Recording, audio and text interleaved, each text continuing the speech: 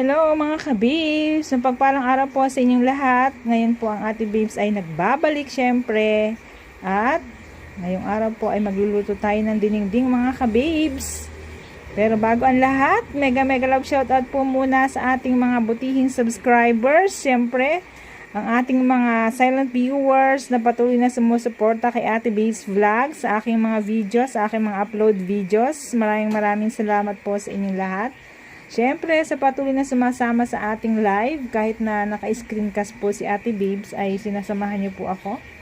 Kahit na hindi gaanong nakakaikot si Ate Babes ngayon dahil sa sobrang busy po ng aking schedule sa aking trabaho mga ka-babes. At siyempre sa ating mga kaibigang vloggers na patuloy na nandiyan, na talagang patuloy na nakasuporta kay Ate Babes Vlog.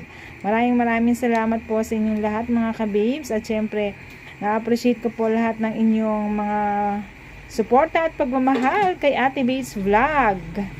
Ayan, ito na at magluluto nga po tayo ng dinengding mga kababes. Ang masustansyang dinengding. Ito po ay expertise ng aking asawa. Siyempre, ang pagluluto ng dinengding mga kababes. At siyempre, pinrepare na po natin ang ating kakailanganing mga gulay. Ayan. Ayan, ito po ang sigarilyas mga kababes. Ito, ayan, may sigarilyas tayo. At syempre, meron tayong kalabasa. Ito man ang patola mga kababes. Ito patola yan. Ito po, patola. Ayan, patola yan mga kababes. Yan. At syempre, meron tayong saluyot. Ito. Alam nyo, ang saluyot po ay napaka-healthy po mga ka-babes. Ito ay panglinis ng colon. Kaya, madalas kumakain si Ate Babes ng mga gulay-gulay ng saluyot talaga. Maganda po talaga yan sa ating katawan. Healthy. Kasama yan sa green leafy foods. Yung iba hindi pinapansin ang saluyot. Kasi sa probinsya na nagkalat-kalat lang talaga ang mga saluyot. Sa amin sa probinsya, sa Marinduque, maraming ganito. Pero, hindi nila pinapansin, pero dito sa Maynila talagang ito ay sadyang marami sa palengke at talagang tinitinda mga kababes. Ito naman, meron syempre tayong kamote.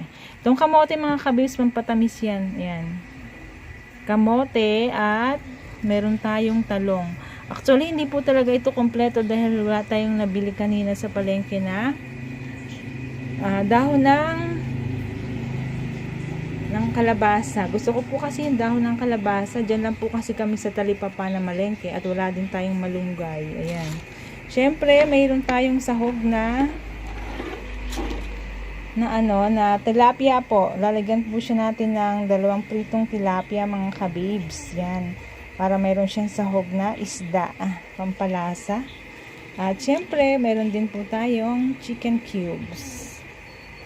Chicken cubes po yan mga kababes. At maglalagay din tayo ng konting bagoong. Na ang bagoong ay nandyan. Saan yung bagoong mo ba? Ayan mga kababes, mag-uumpisa na tayo. Ito po yung bagoong isda mga kababes. Nilalagyan po ng konti, kahit mga 1 kutsara lang para meron lang din siyang pampalasa. Ayan, mag-uumpisa na po tayo magluto mga kababes. Siyempre, ang masarap na dinengding ala babes. Ayan, syempre magpapakulo po muna tayo ng tubig mga kababes. Ayan pakukuluan yung tubig. Malapit na po siyang kumulo.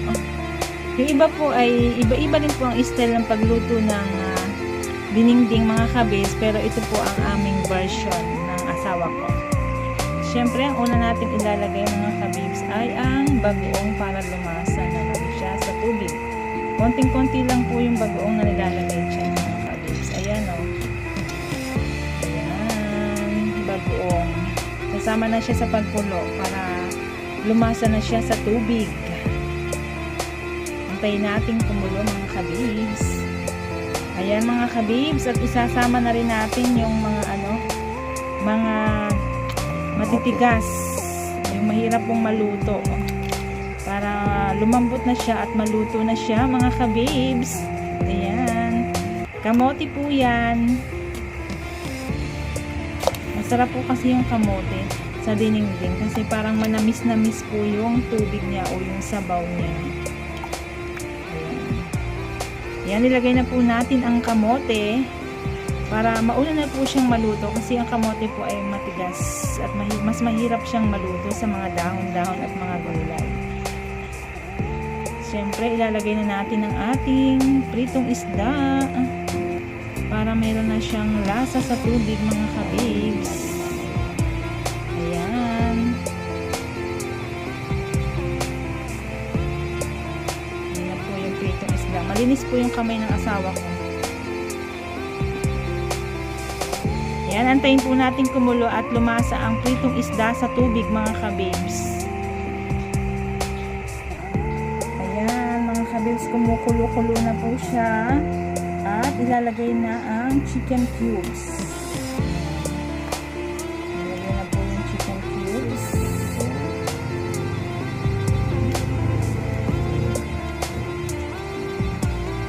Ilalagay na po, mga kabibs, ang kalabasa.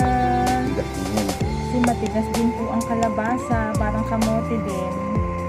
Pero syempre mas matigas po yung kamote, kaya nauna na po natin ilagay.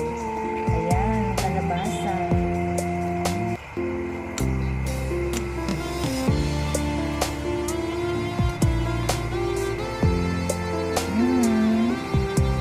Sarap po niyan, mga kabibs. Paborito ko po ang dinding kasi napakasarap po sa katawan at napakaganda po ng effect ng gulay sa katawan, mga kabibs, lalo na po pag kayo ay constipated na katulad ko.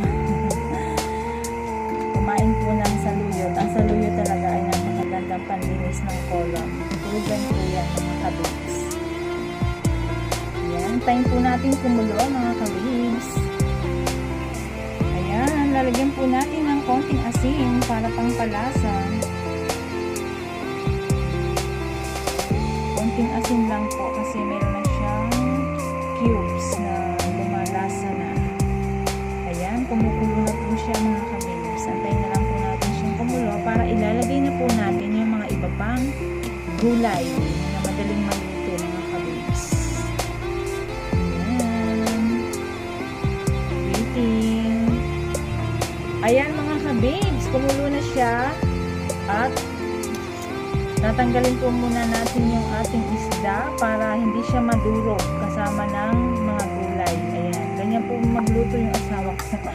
Tinatanggal po yung isda pagkatapos niyang kumulo at malasa sa tubig.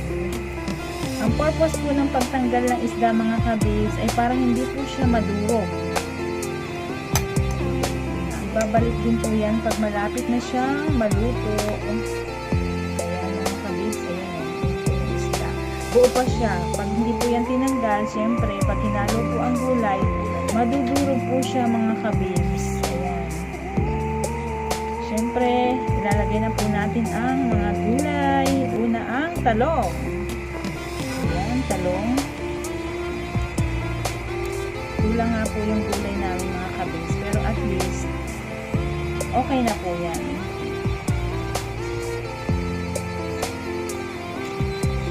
Wala kasi pong malunggay. Paborito ko po ang bunga ng malunggay, mga kabibs. Kaya lang, wala kaming nabili sa palengke kanina sa talipapa. Ayan, nakalagay na po ang talong. Syempre, pag kumulo po yan, ay okay na siya. At isusunod na po ang sigarilyas. Ayan po ang sigarilyas. Paborito ko po talaga yung sigarilyas, mga kabibs din.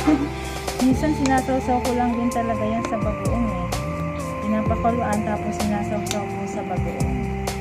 Ayan. Isusunod na po ang patola.